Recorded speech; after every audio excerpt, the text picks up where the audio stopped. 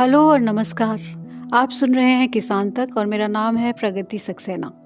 उत्तर पूर्व भारत की संस्कृति और रहन सहन को मुख्य धारा के सिनेमा में कम ही जगह मिली है, लेकिन हाल के सालों में वहाँ के फिल्मकारों ने अनोखी और भावप्रवण कहानियों के जरिए अपने समाज, संस्कृति और मुद्दों पर कुछ बेहतरीन फिल्में बनाई हैं। होबाम पवन कुमार मणिपुर के ऐसे ही एक निर्देशक हैं जिन्होंने अपनी डॉक्यूमेंट्री और फिल्मों के माध्यम से आम मणिपुरी निवासियों के सरोकारों को बहुत खूबसूरती से पेश किया है। मूलतः डॉक्यूमेंट्री फिल्में बनाने वाले होबाम पवन ने 2016 में पहली फीचर फिल्म बनाई, लोकताक लाइरेम्बी यानी लोकताक की देवी। यहाँ यह बताना जरूरी है कि लोकताक है क्या। मणिपुर के भूगोल से वाकिफ लोग लोकताक झील के बारे में जानते ही होंगे।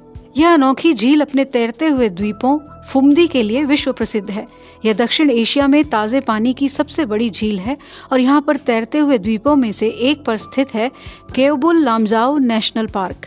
यह दुनिया में एकमात्र तैरता हुआ राष्ट्रीय उद्यान है। इस झील के आसपास और इस पर तैरते हुए द्वीपों में रहते हैं हजारों मछुआरे, जिनकी आजीविका का मुख्य स्रोत इसी झील से मछली पकड़ना है। राज्य में हिंसा को रोकने और विकास कार्यों को बढ़ावा देने के लिए सरकार ने इस झील के कुछ द्वीपों से लोगों को हटाना शुरू किया था। नतीजतन बहुत से मछुआरों की जिंदगियां उलट-पुलट हो गईं। कुछ ने तो आत्महत्या तक कर ली। इस पूरे प्रकरण ने वहां के स्थानीय निवासियों पर गहरा असर डाला।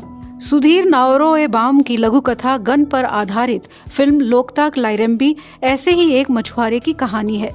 यह मछुआरा अपनी पत्नी और बच्चों के साथ एक फुमदी पर रहता है। पत्नी चाहती है कि इस फुमदी को सरकार द्वारा हटाए जाने से पहले ही उन्हें झील के किनारे जाकर अपनी छोटी सी झोपड़ी बना लेनी चाहिए, जबकि वह मछुआरा जो बेरोजगारी और गरीबी के कारण अवसाद के कगार पर है, फुमदी नहीं छोड़ना चाहता। वह अपना ज्यादा वक्त अपनी झोपड़ी में ही गुजारता है, जबकि उसकी पत्नी घर के कामकाज के साथ मछली पकड़ने का काम करते हुए भी दिखाई गई है। लोकताक झील उनके लिए एक पवित्र देवी है, जिसकी वे अपने तरह से पूजा अर्चना भी करते हैं। ऐसे ही एक दिन इस मछुआरे को फुमदी में छिपी हुई एक पिस्तौल मिलती है। इस पिस्तौल से वह भयाक्रांत हो जाता है और उसके प्रति आकर्षित भी। वह इसे अपने घर ले आता है। अब वह उसके अकेलेपन में एक उत्सुकता का केंद्र बन जाती है। यह उसे एक ताकत और सत्ता का एहसास भी देती है। लेकिन वह नोटिस करता है कि जब से वह पिस्तौल लेकर घर आया है, तब से एक डोंगी में बैठी स्त्री लगातार उस पर नजर रखे है। फिर वह देखता है कि वह स्त्री उसका पीछा कर रही है। वह जहाँ जाता है वह रहस्यमयी स्त्री वहीं उस पर नजर रखे हुए है।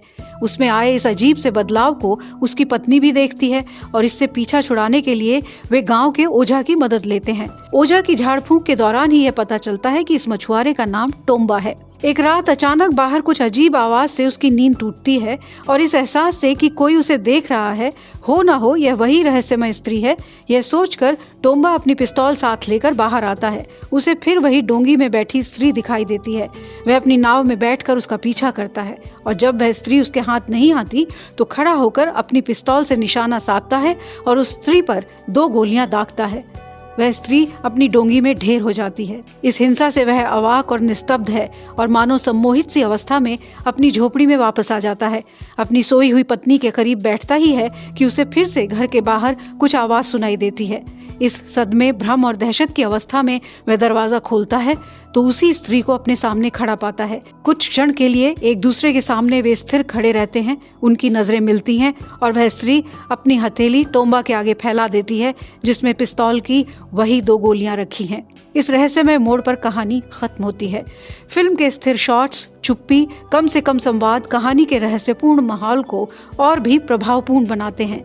निर्देशक होबाम पवन ने एक इंटरव्यू के दौरान बताया था कि वे पार्श्व संगीत को फिल्म में इस्तेमाल नहीं करना चाहते थे, क्योंकि संगीत बहुत महत्वपूर्ण और प्रभावी होता है और वह फिल्म के माहौल व किरदारों पर हावी हो जाता है।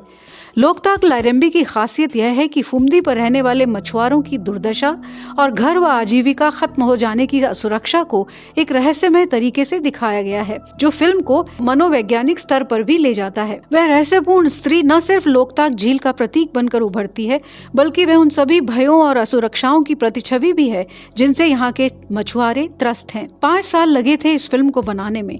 खास बात यह है कि इस फिल्म में कोई अभिनेता नहीं है।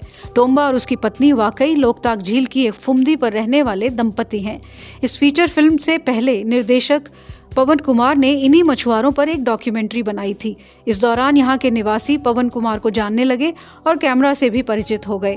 तब निर्देशक इस कहानी को लेकर इन स्थानीय निवासियों के पास गए और उन्हें अपने निर्देशानुसार अभिनय करने और संवाद बोलने के लिए कहा। 2016 में रिलीज हुई इस फिल्म का बजट था मात्र 11 लाख रुपए।